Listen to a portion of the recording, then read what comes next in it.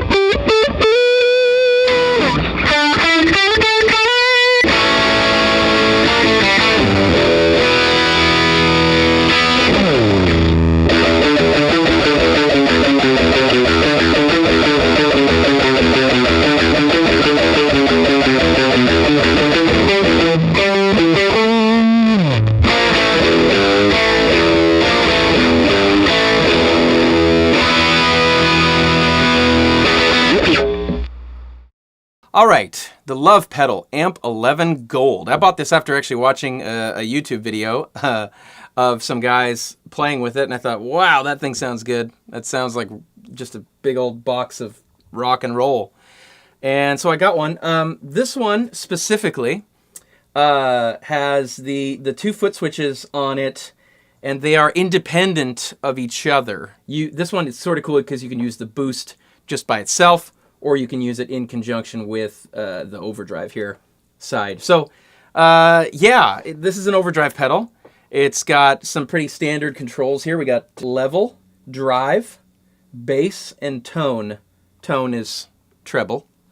So I found it very interesting on this drive side how differently it sounded when I boosted the level versus when I boosted the drive. The level seems like it's much more tied to these like bass and tone controls. It's a much more sort of full range, just sort of boost, which is, I guess, what you'd expect. Whereas when you turn the drive up, you get a little bit more of this focused kind of trebly, mid-rangey, sort of very much more compressed sort of thing. Whereas if you pump the level, you're sort of boosting into your amp. Although this had sort of an overdrive, flavor of its own. I actually sort of like boosting the level even more than I like boosting the drive. I think that's like a tougher sound to me. And then you got this bass and tone controls. I sort of like this as a little home bass here, like 10 o'clock on the level, 9 o'clock or less maybe on the drive, and then actually like 3/4 of the way on the old bass control here. And then maybe straight up and down on the tone. That just gives me like a really tough, cool sounding.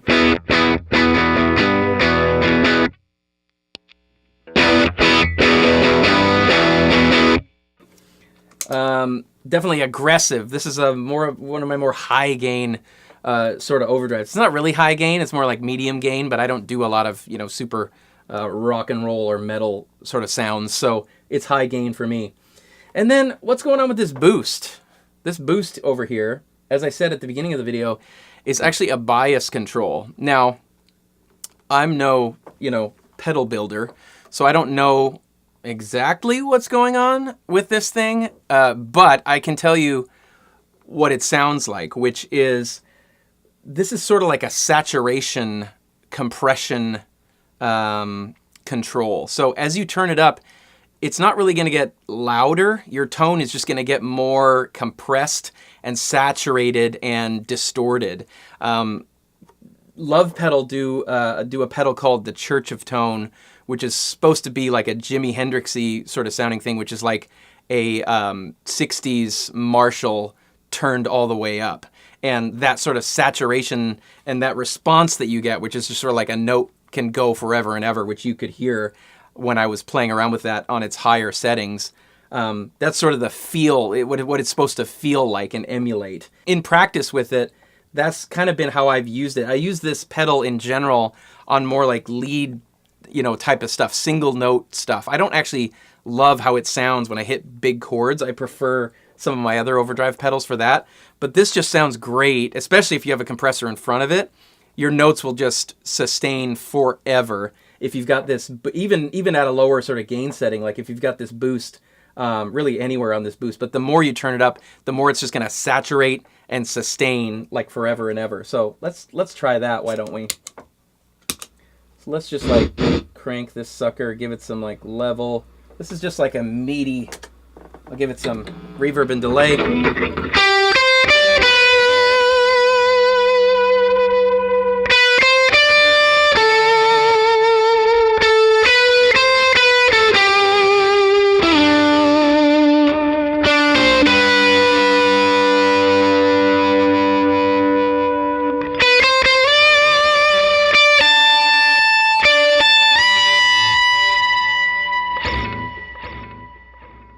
So just epic. You could do a Top Gun thing. You could do an 80s, raging lead thing.